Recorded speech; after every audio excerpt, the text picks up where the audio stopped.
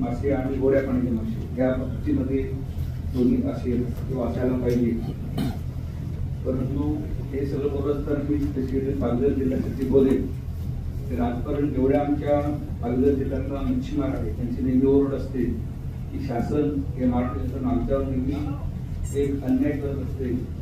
त्याच्यामध्ये रायगड, सिंधुदुर्ग, रत्नागिरी या भागाला जास्ती एक चोक्त माप दिलं जाते आणि पालघरला त्याच्यामध्ये नेहमी डावळलं जाते. आणि त्याच्यामुळे काही शासनाची पॉलिसी असल्यामुळे त्या कदाचित झाल्या असतील किंवा होत असतील. परंतु ह्या सगळं धोरण ठरवत असताना पालघर जिल्हा हा मच्छीमार म्हणून तिथे मच्छीमार असताना आमचा तिथला जो मासेमार आहे, मच्छीमार आहे, त्यांची जी बंदरं आहेत त्यांच्या बाबतीमध्ये या धोरणामध्ये एक चांगल्या तरतुदी असणं खूप आवश्यक असं मला वाटते.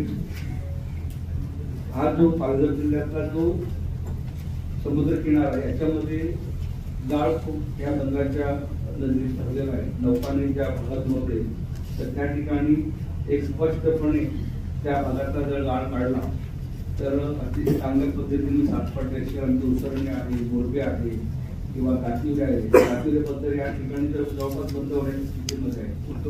कातिवरे खूप तिथे पहिल्या पूर्वी बोटी असायच्या, उसरलेल्या बोटी मच्छीमाराच्या असायच्या, पण ते बंद व्हायला लागलेले आहे. तर इथे सुद्धा आपण त्या बाबतीमध्ये निर्णय घेतला पाहिजे असं एक मला वाटते. पालघर जिल्ह्यामध्ये बरेचसे विषय आहेत. त्याच्यामध्ये मच्छीमाराची राहती घरं आहेत तर त्यांच्या नावावर आजकाल सरकार कधी झाला नाही आणि त्याच्यामुळे त्यांचा विकासाच्या दृष्टिकोनातून जर विचार केला तर त्यांची घरं त्यांच्या नावावर नसल्यामुळे ती बेघर असल्यासारखीच आहे.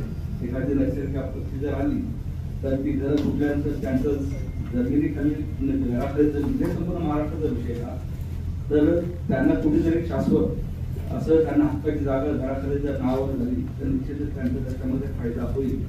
बाकी मच्छीच्या संदर्भामध्ये इतर जे विषय आमचे आहेत, कोळंबी प्रकल्पासाठी जागा दिली आहे सरकारी संस्थांना तर त्या त्यांना कायमस्वरूपी भाडेपट्ट्याने जे आहेत त्याच्यामध्ये जर त्याच्यावर वाढ करायची वगैरे असली तर त्या बाबतीमध्ये शासन केलं तरी चालेल. कारण तसं आपल्या धोरणामध्ये थोडं आपण काही जे आम्हाला कागद सबमिट केले तर त्याच्या बाबतीमध्ये तसं आपण दिले तर तलावाच्या बाबतीमध्ये आहे.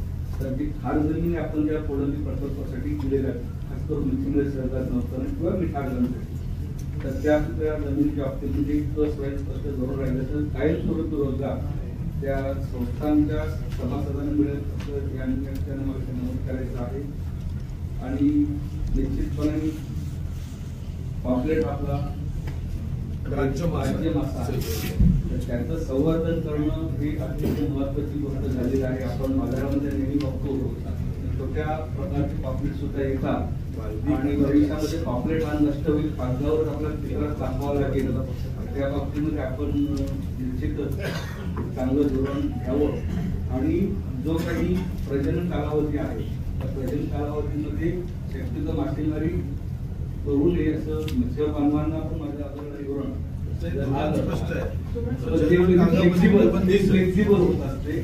फ्लेक्झिबल नाहीये. आता असा आहे 302 चा कायदा आहे. मा श्री राम नाईक पूर्व राज्यपाल उत्तर प्रदेश यांच्या अध्यक्षतेखाली व माना श्री सुधीर भाऊ मुनगंटीवार मंत्री ने सांस्कृतिक कार्य व मत्स्य व्यवसाय यांच्या उपस्थितीत 23 जुलै रोजी सह्याद्री अतिथीगृहात मत्स्योद्योग विकास धोरण समितीची बैठक पार पडली. यावेळी बोईसर विधानसभा मतदारसंघाचे आमदार मा श्री राजेश पाटील यांनी पालघर जिल्ह्यातील मच्छीमारांचे व मत्स्यशेती करणाऱ्यांचे प्रश्न प्रामुख्याने मांडत त्यांच्या वर्षोनवर्षांच्या समस्यांचा पाढाच मत्स्योद्योग विकास धोरण समितीच्या बैठकीत मांडला व त्यांच्या रास्त मागण्यांना न्याय देण्यासाठी व जातीने या विषयात लक्ष घालण्याचे आश्वासन माननीय मंत्री महोदयांकडून घेतले. मच्छीमार बांधवांना निधी व सोयी सुविधा पुरवताना इतर जिल्ह्यापेक्षा पालघर जिल्ह्याबाबत दुजाभाव करत नेहमी कमी लेखले जाते याकडे आमदार राजेश पाटील यांनी मंत्री महोदयांचे लक्ष वेधले. तसेच पालघर जिल्ह्यातील मासेमारी करणारी काही बंदरेही किनाऱ्यावर साचणाऱ्या गाळ समस्येमुळे बंद होण्याच्या मार्गावर आहेत.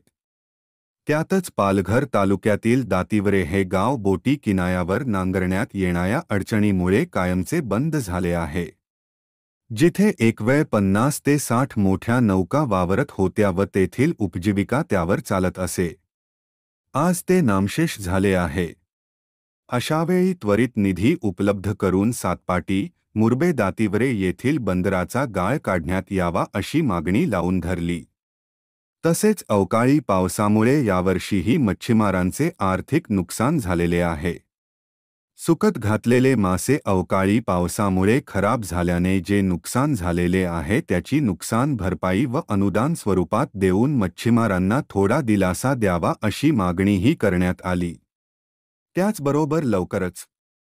त्याचबरोबर लवकरच पालघर सातपाटी येथे आधुनिक घाऊक बाजार केंद्र मच्छीमारांना उपलब्ध व्हावे तसेच तालुका व गाव पातळीवर अद्ययावत किरकोळ बाजार शेड किंवा केंद्र बनविण्यासाठी आपल्या खात्याकडून अग्रक्रम देण्यात यावी अशी मागणी केली. जेटीवरील प्रवासी शेड, शौचालय या मूलभूत सोयी सुविधांबरोबरच मासे सुचविण्यासाठी चौथारे, जाळी शिवण्यासाठी शेड यासाठी त्वरित निधी उपलब्ध करून देण्यात यावा व त्वरित त्याचे काम हाती घ्यावे अशी सूचना आमदार राजेश पाटील यांनी केली. तसेच धूप प्रतिबंध बांधारेंची कामे बरेच वर्षापासून रखडलेली आहेत ती त्वरित सुरू करण्यात यावी अशी मागणीही केली. परंपरेने मच्छीमार हा प्रामुख्याने समुद्र किनाऱ्यावर वास्तव्य करून आपला उदरनिर्वाह करत असतो. मात्र अशावेळी तो राहत असलेली जागा आजही त्यांच्या नावावर नाही. थोडक्यात तो आज वास्तवात बेघरच आहे. असलेल्या जागेचा 7/12 त्वरित मच्छीमारांच्या नावावर होणे गरजेचे आहे.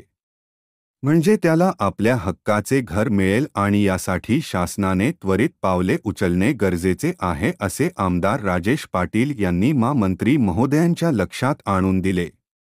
पापलेटला राज्यमासा म्हणून मान्यता मिळाली असली तरी त्याचे व इतर मत्स्योत्पादनाचे संवर्धन होणे गरजेचे आहे. पालघर जिल्ह्यातील मच्छीमार हे पारंपरिक पद्धतीने मासेमारी करत असून ते बंदी काळाचे काटेकोरपणे पालन करतात. मात्र मत्स्यबंदी काळात धनदांडगे व परराज्यातून होणाऱ्या काही टोळक्यांकडून अनधिकृत व अपारंपरिक मासेमारी केली जाते. त्यांना मज्जाव करण्यासाठी खोल समुद्रात गस्त वाढवण्याची आवश्यकता आहे. तसेच कठोर दंडात्मक कारवाई म्हणून त्यांचा परवाना कायमचा रद्द करण्याची तरतूद करण्यात यावी असेही आमदार राजेश पाटील या